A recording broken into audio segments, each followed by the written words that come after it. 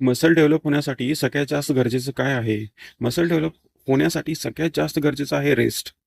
Supplement तर आपण घेतोच, खरं आपण मसलला तेवढीच रेस्ट देणे पण गरजेचं आहे. आठवड्यातनं 3 दिवस एकच मसलचा वर्कआउट करणे म्हणजे हे नाही आहे, की तुमचा मसल जो आहे तो डेव्हलप होणार आहे, मोठा होणार आहे, असं काही नाही आहे. तुमचा मसल खराब पण होऊ शकतात, टेर पण होऊ शकतात आतून. मसल डेव्हलपसाठी त्याला रेस्ट देणे हे खूप जास्त गरजेचं आहे. तर वीकमध्ये एकच मसल तुम्ही 2 वेळा करू शकता प्रॉपर वेने. तर मसलला जास्त ताण पण देऊ नका. त्याला डेव्हलप होण्यासाठी टायमिंग द्या. टायमिंग द्या, सप्लिमेंट आणि बाकी गोष्टी तर तुम्ही त्याला देतच आहात. डाएट तर तुमचा असणारच आहे. ठीक आहे. तर मसल डेव्हलप होण्यासाठी मेन जी गोष्ट आहे ती रेस्ट आहे. मसलला दिली जाणारी रेस्ट.